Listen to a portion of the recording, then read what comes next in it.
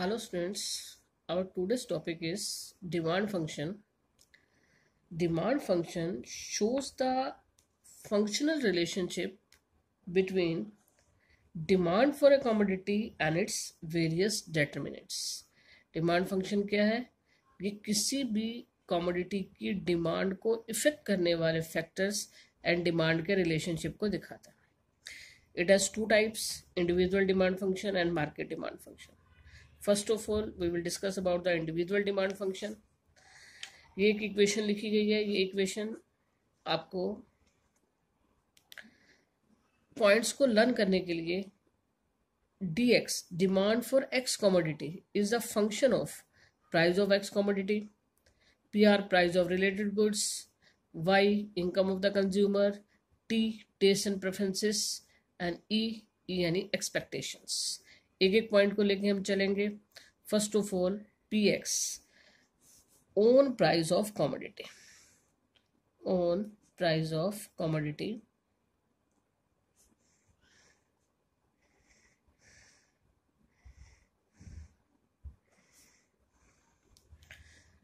When price of a commodity rises, then demand falls down. Demand contracts. When price rises,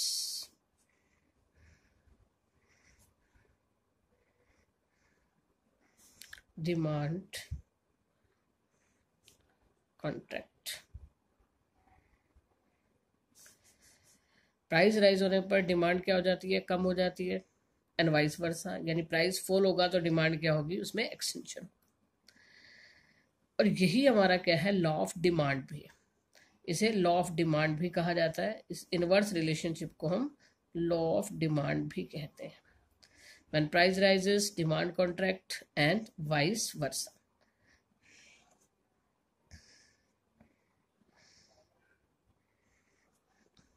और इसी को हम law of demand भी कहें. सेकंड पॉइंट हमारे पास आ जाता है price of related good. Price of related goods की बात करें, it has two types.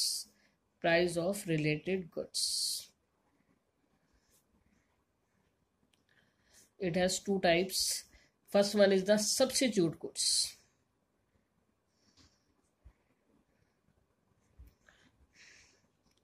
First of all ये पता होना चाहिए सब्स्टिट्यूट गुड्स क्या होती हैं. Substitute goods are those goods which can be substitute at the place of each other. जिन्हें एक दूसरे के प्लेस पर हम यूज कर सकते हैं.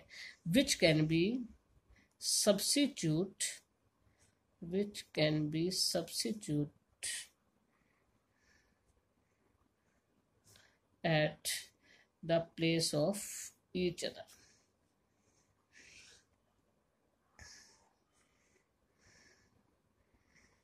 Example, tea and coffee.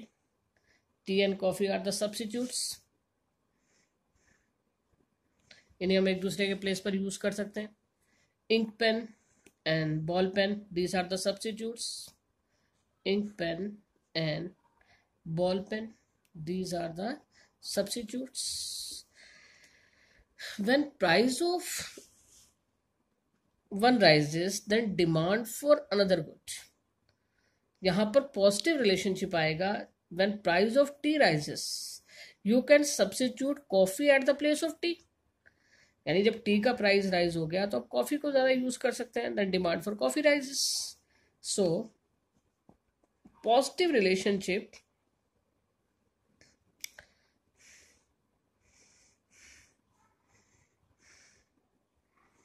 Price of T rises. ये ऊपर की तरफ बनाया है, ये राइस को इंडिकेट कर रहा है. Then demand for coffee also rises. Demand for coffee also rises. Is it clear कि प्राइस ऑफ रिलेटेड गुड्स, यहाँ पर दो गुड्स को लिया जाता है, एक का प्राइस और दूसरे की हम डिमांड लेके चलेंगे. Price of related goods, first one is the substitute goods. Substitute goods कौन सी होती है? जिन्हें हम एक दूसरे के प्लेस पर यूज कर सकते हैं. एग्जांपल मैंने दिया, tea and coffee, ink pen and ball pen, petrol and diesel, these are the substitute. When price of petrol rises, then demand for diesel also rises. Now next, इसी में next हमारे पास आता है complementary goods.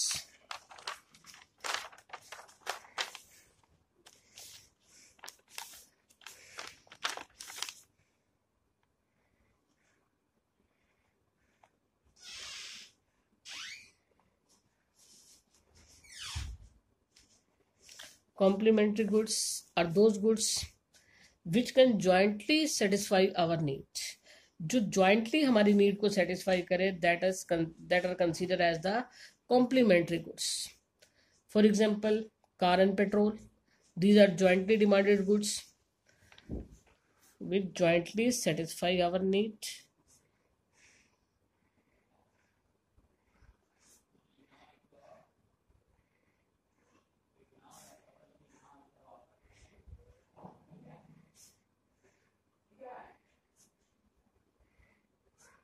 Car and petrol. Another example, pen and ink, marker and ink, these are jointly demanded goods. When price of car rises, what happens with the demand of petrol? When price of car rises,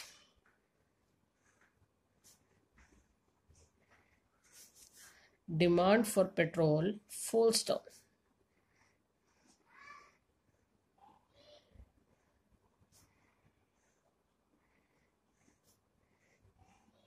यहां पर फिर कैसा relationship आ रहा है? Inverse relation.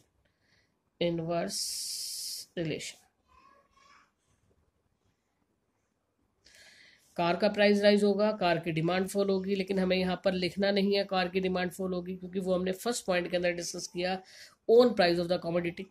यहाँ just हम discuss करने जा रहे हैं प्राइस ऑफ वन कमोडिटी के अंदर डिमांड ऑफ अनदर कमोडिटी. तो प्राइस यहाँ पर कार का राइज होगा तो ऑटोमेटिकली पेट्रोल की डिमांड जो क्या हो जाएगी, वो फॉल हो जाएगी. तो यहाँ पर कॉम्प्लीमेंट्री गुड्स के अंदर भी रिलेशनशिप कैसा रहेगा? इनवर्स रिलेशन रहेगा. जबकि सब्स्टिट्यूट गुड्स के अंदर रिलेशन कैसा था? पॉजिटिव रिलेशन था. Now next point, income of the consumer.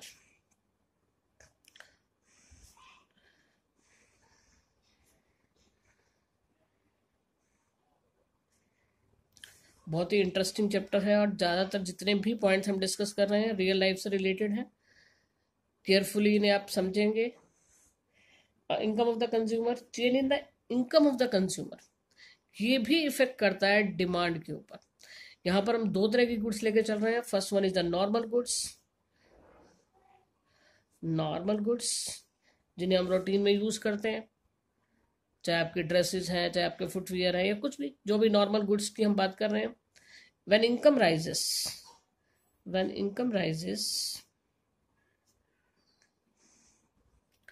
the demand also rises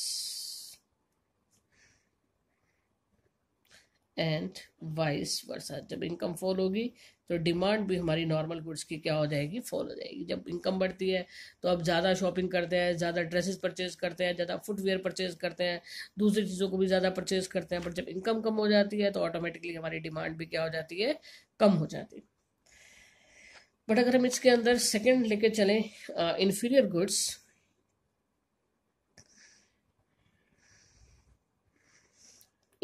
goods थोड़ी सी घटिया क्वालिटी की चीजें, just like coarse grain, course cloth, ये थोड़ा घटिया क्वालिटी के प्रोडक्ट्स होते हैं. कोर्स क्लोथ, जिस तरह से आप लोग वीट को यूज करते हैं, राइस को यूज करते हैं, तो बाजरा को यहाँ पर हम क्या कंसीडर करेंगे? यहाँ पर हम कोर्स ग्रेन कंसीडर करेंगे. तो जो कोर्स ग्रेन है, कोर्स क्लोथ है, these are the inferior goods. Then when income rises,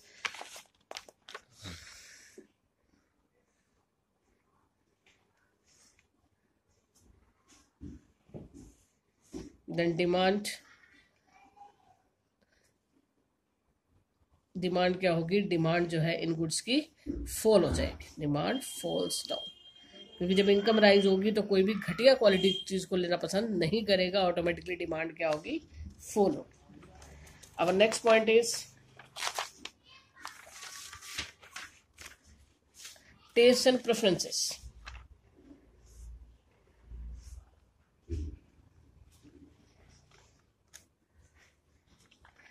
test and preferences इस टर्म को हम काफी ब्रॉडली यूज करेंगे. just like due to the advertisement, due to the fashion, due to the climate, due to the custom, due to the season, किसी भी reason से जब आपका क्या होगा? फेवरेबल टेस्ट हो जाएगा, किसी प्रोडक्ट के अंदर जब एक स्ट्रॉन्ग टेस्ट डेवलप होगा या फेवरेबल टेस्ट डेवलप होगा, फेवरेबल टेस्ट, मैंने आपको रीज़न बताया, कोई भी रीज़न हो सकता है, ड्यू टू द सीजन, जैसे आजकल के देश के अंदर demand for AC, demand for cooler, demand for ice cream, ये क्या होगी, वो राइज होगी, इसके लिए फेवरेबल टेस्ट होगा।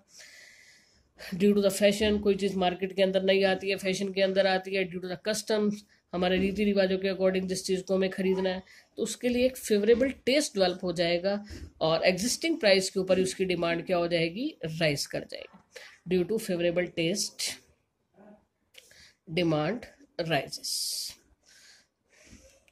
And due to unfavourable taste, unfavourable taste हो जाता है तो क्या होगा, अनफेवरेबल टेस्ट होने से डिमांड क्या होगी, फॉल करेगी। अब ये अनफेवरेबल टेस्ट का एग्जांपल क्या ले सकते हैं, आजकल के दिनों में हम अगर वुलन क्लोथ की बात करें तो उसके लिए हमारा क्या, अनफेवरेबल टेस्ट है, तो ऑटोमेटिकली डिमांड क्या हो जाएगी, एग्जिस्टिंग प्राइस के ऊपर ही डिमांड क्या हो जाएगी, फॉल हो जाएगी। नाउ लास्ट पॉइंट इस इंडिविजुअल डिमांड फंक्शन का, एक्सपेक्टेशंस। अभी एक्सपेक्टेशंस क्या है, if the consumer expect a significant change in the availability of the concerned commodity in the near future, he may decide to change his present demand for the commodity। यानी उसे लगता है कि आने वाले टाइम के अंदर उस कमोडिटी की अवेलेबिलिटी जो है वो कम ज़्यादा हो सकती है, तो प्रेजेंट डिमांड को क्या करेगा, वो चेंज करेगा। If the consumer fears acute shortage of the commodity in the near future, उसे लगता है कि आने वाले टाइम में उस चीज़ की शॉर्टेज होने वाली है, तो एग्जिस्टिंग प्राइस के ऊपर ही क्या करेगा, ज़्यादा से ज़्यादा क्या करेगा, परचेज करने की कोशिश करेगा। तो ऐसे में क्या होगा, डिमांड राइज हो जाएगी, गिवन प्राइस के ऊपर ही डिमांड क्या होगी, राइज होगी। मार्केट डिमांड फंक्शन, अभी तक जो आपने किया वो था हमारे पास individual demand function. Now market demand function.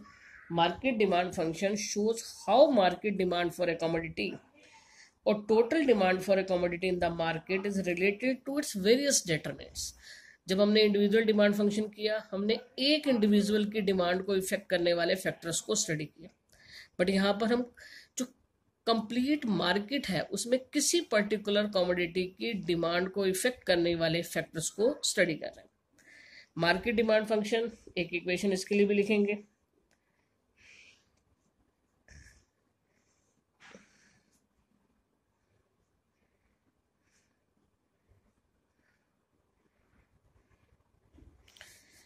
ये जो हमारे स्टार्टिंग के 5 हैं, ये हमने इंडिविजुअल डिमांड फंक्शन के अंदर ही स्टडी कर लिए, इन्हें दोबारा से नहीं करना।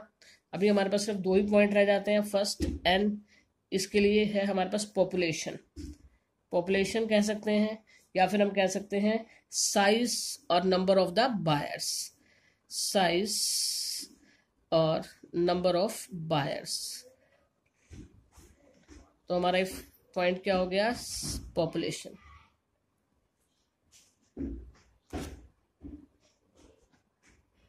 साइज और नंबर ऑफ बायर्स, सिंपल सी बात है। When population rises then demand also rises, when population falls down then demand also falls down. Population जितनी ज़्यादा बढ़ेगी, नंबर ऑफ बायर जितने ज़्यादा बढ़ेंगे, डिमांड क्या होगी, उतनी ज़्यादा ही क्या हो जाएगी, इंक्रीज हो जाएगी। यहाँ पर एक पॉइंट इसी के अंदर और आता है, कंपोजिशन ऑफ पॉपुलेशन। अब कंपोजिशन ऑफ पॉपुलेशन की अगर हम बात करते हैं, कंपोजिशन ऑफ पॉपुलेशन के अंदर आता है कि suppose number of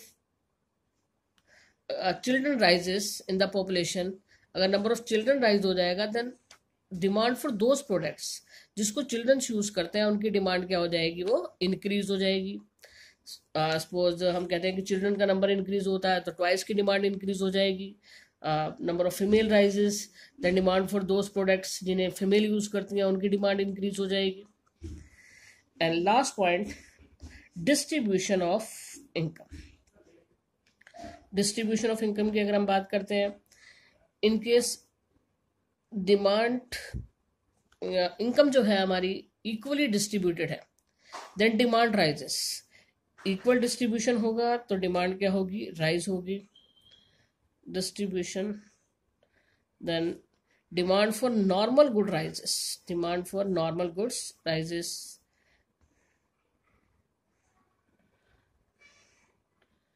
equal distribution है इनकम और वेल्थ का इकोनॉमी के अंदर, तो नॉर्मल गुड्स की डिमांड राइज करेगी.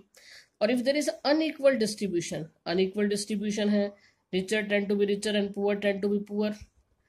अनइक्वल डिस्ट्रीब्यूशन के केस में दो तरह की गुड्स की डिमांड जो है वो राइज होगी. यानी जो रिचर पर्सन है वो कौन सी गुड्स को परचेज करना चाहेंगे? लग्जरियस गुड्स की डिमांड जो होगी वो इंक्रीज हो जाएगी. और जो पुअर पर्सन है वो क्या करेंगे? वो इन्फीरियर गुड्स को क्या करेंगे? परचेज करेंगे. Then demand for inferior goods rises. तो सिंपली लास्ट पॉइंट को रिपीट करते हैं. If there is equal distribution of income and wealth in the economy, then demand for normal goods rises. But if there is unequal distribution, richer tend to be richer and poor tend to be poor. In that case, richer section जाएगा luxurious items की तरफ, just like expensive car, AC, etc. तो उनकी demand rise होगी. और poor section जो है वो हमारा इन्फीरियर गुड्स की तरफ फोकस करेगा, यानी घटिया क्वालिटी की चीज़ों को लेकर अपनी डिमांड पूरी करेगा. तो इन्फीरियर गुड्स की डिमांड भी क्या होगी? राइज होगी. अब जब आज का टॉपिक यहीं कंप्लीट होता है. आप इस टॉपिक के नोट्स बनाएं और साथ साथ लर्न करना भी स्टार्ट करना.